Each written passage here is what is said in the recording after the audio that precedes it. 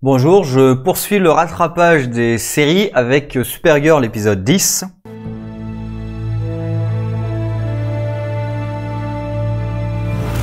Donc comme j'ai dit avec Batwoman, j'hésitais à faire un rattrapage global parce que Supergirl pour le coup j'ai rattrapé, donc j'ai déjà vu tous les épisodes jusqu'à celui qui est sorti cette semaine, ou à faire un rattrapage avec une petite vidéo. Alors j'espère que ça sera vraiment petite vidéo sur chacun des épisodes. Là, en l'occurrence, voilà, je vais parler d'épisode 10 tout seul, qui est épisode juste qui reprend après la Crisis. Alors, il y a un petit jeu des 7 erreurs, comme dans beaucoup des séries, là, de toute façon, après la Crisis, il y a un jeu un peu des 7 erreurs, c'est savoir ce qui a changé, ce qui est identique, etc.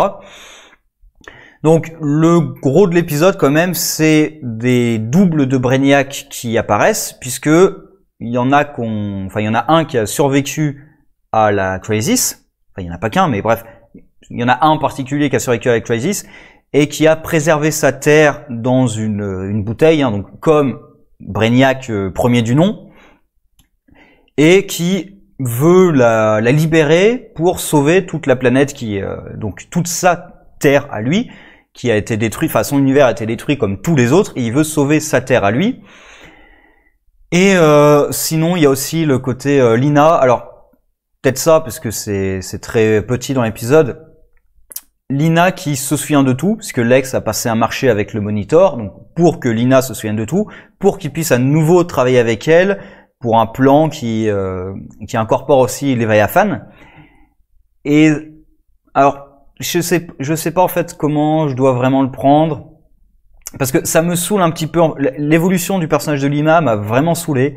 Donc j'espérais qu'avec la Crisis, on puisse changer un peu le personnage. Après, j'avoue que dans les derniers épisodes qui sont arrivés, là, le personnage de Lina peut-être pourrait voir quelque chose d'intéressant, mais plutôt par rapport aux décisions qu'a prises Supergirl. J'y reviendrai en temps, hein, quand je parlerai de cet épisode-là. Mais sinon, c'est un peu dommage de continuer sur le même personnage, Lina, qui continue à prendre des décisions complètement connes, qui décide de faire confiance à Lex. Alors, pas vraiment faire confiance à Lex, mais travailler avec Lex. Alors, sa logique, comment dire, ce qu'elle raconte qui est censé être logique, hein, sa raison, qui est pas du tout raisonnable ni logique, c'est Kara m'a déjà menti, et si je m'allie avec elle, ben comme je l'aime bien, je finirai par recréer des liens avec elle, et du coup je pourrai à nouveau me faire trahir. Alors que si je travaille avec Lex, comme je sais que c'est un sociopathe pur jus, j'aurai jamais le moindre doute qu'il va me trahir si je lui fais confiance, donc je lui ferai pas confiance, ce qui fait que j'éviterai d'être blessé. Donc tu préfères travailler avec un sociopathe. Tu le sais, tu préfères travailler avec un sociopathe parce que tu sais que lui va te trahir à coup sûr, donc tu te sentiras pas trahi parce que tu t'y attends. Plutôt que de travailler avec une amie, parce que tu sais que c'est une amie finalement, hein. Donc c'est ça aussi dans son raisonnement, ça défonce un peu le truc. Parce qu'elle dit très bien, elle sait très bien que si elle va travailler avec eux, elle va s'attacher à eux, parce que ils sont pas maléfiques ou quoi que ce soit, ils sont pas méchants, ils n'ont pas caché la vérité parce qu'ils étaient méchants contre elle. Et elle sait très bien ça, donc ça défonce aussi toute sa logique. C'est énervant, c'est vraiment énervant. Et donc Lex, qui maintenant est le chef du DEO, ce qui fait qu'ils ont un peu de mal à travailler avec lui, puisque ils se souviennent de qui était Lex. Sinon, la partie Brainiac, oui, c'était sympa sans plus. Après, ce que j'aime bien, c'est quand même que Brainiac est enfin devenu Brainiac. Non, pas le Brainiac des origines, hein, le Brainiac du futur. Je crois que c'est Brainiac 5, mais j'avoue que je suis plus du tout sûr du nombre. En tête, j'ai Brainiac 5, mais je suis plus sûr si c'est bien son nombre, parce que c'est un descendant du Brainiac ennemi de Superman.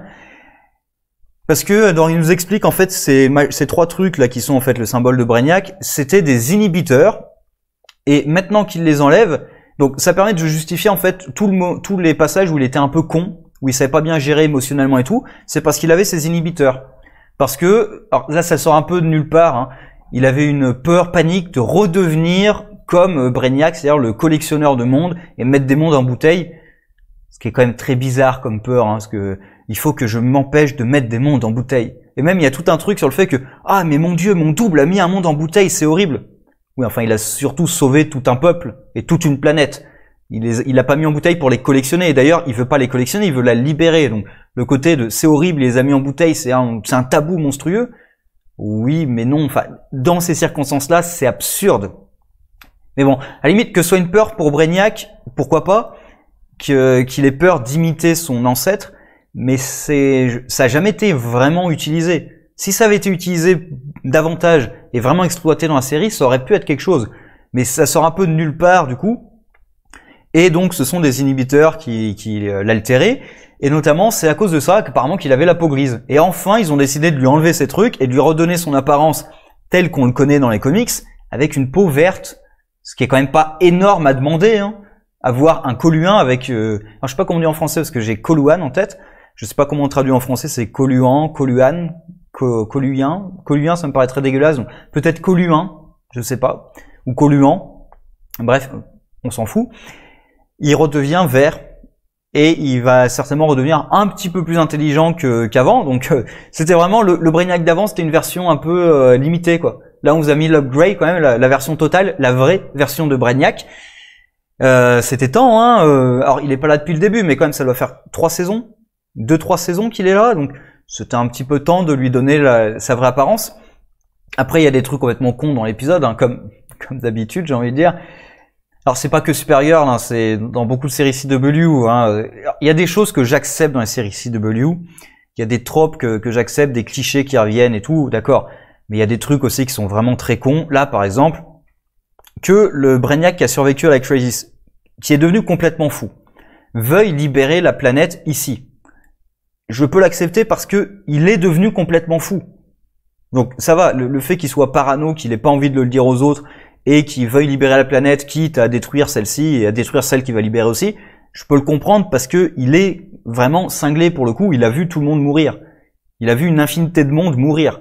Donc ça me fait un peu penser, personnage qu'ils n'ont pas du tout utilisé d'ailleurs dans le crossover, c'est le Psycho Pirate, qui justement, lui était devenu taré après la Crisis, parce que il avait ressenti les morts. Il avait assisté à ça avec l'Anti-Monitor, et comme en plus il a des pouvoirs d'empathie et tout, il a vu toutes les morts de tous les univers, et ça l'a rendu un petit peu taré. C'est un peu ce que fait cette version de Brainiac là-dedans. Par contre, il se fait notamment aider par les 3 sorcières là qui avaient libéré Règne, qui part du principe qui l'aide. Donc qui part du principe que c'est une bonne idée si elle l'aide. Et là, il y a un combat avec une musique, mais qui sort de... Je sais pas qui a eu l'idée de mettre cette musique-là sur sa scène de combat. Je veux dire, ça a tellement aucun rapport, mais moi, franchement, devant l'épisode, je me suis demandé s'il y avait pas une pub qui s'était lancée sur mon navigateur. Parce que ça sort d'où cette musique?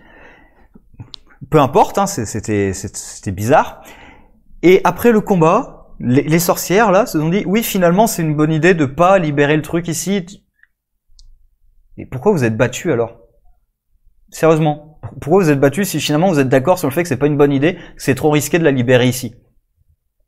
Et aussi, pourquoi est-ce que j'imagine, parce que là de toute façon j'ai rattrapé, donc pourquoi est-ce que je suis quasiment sûr que d'ici la fin de la saison, personne aura eu l'idée de libérer cette terre parallèle quand même? Pourquoi j'ai cette certitude là? Alors on sait jamais, peut-être que j'aurai une bonne surprise, hein, mais normalement, ça devrait se faire très facilement. Hein. Il suffit de trouver un système solaire dans lequel tu peux mettre cette planète. Je me demande même si ça serait pas possible de la libérer dans ce système solaire en fait. Parce qu'en plus, je suis navré, mais ils ont toute la technologie alien à leur disposition. La technologie des Coluans, la technologie des Kryptoniens, etc. Ils ont plein de technologies à leur disposition. Faire des calculs pour savoir si ça peut altérer l'équilibre gravitationnel du système solaire, ça serait faisable. Donc je suis quasiment sûr qu'ils pourraient libérer la Terre dans notre système solaire. Mais même sans le faire, ils peuvent chercher dans tout l'espace, dans tout l'univers. Il y a forcément des systèmes solaires où ils peuvent trouver un endroit où tiens, je mets la Terre là, ça fait une bonne trajectoire, et dans une zone où il est pas trop chaud, pas trop froid, parfait. Je suis sûr qu'ils peuvent trouver ça en moins d'1 heure. Et avec toute leur technologie, je suis sûr qu'ils peuvent y amener cette bouteille, parce que du coup il faut amener que la bouteille, et la libérer là-bas. Donc non. Et en plus, depuis tous les épisodes là, c'est jamais revenu le fait qu'ils ont une terre parallèle avec tous ces habitants dessus qui est en stase dans une bouteille. C'est jamais revenu sur le tapis. Donc, enfin les mecs, merde, pensez-y quoi. Vous avez plusieurs milliards d'êtres humains là qui sont piégés, êtres humains et autres aliens. Hein. Donc, enfin, je sais pas. Et encore, je dis 7 milliards, on sait même pas, parce que peut-être qu'ils ont accueilli, justement, ils ont essayé peut-être d'accueillir des réfugiés d'autres planètes, donc ils sont peut-être beaucoup plus que 7 milliards, hein, en stase, et ils attendent. Donc, et je pense que la série en fait, je pense même que les auteurs ont complètement oublié que ça existait, ça. Enfin, on verra. Après, ce Brainiac-là, quand même, m'intéresse davantage, même si dans les épisodes à venir, on va voir que finalement, il n'est pas devenu si intelligent que ça.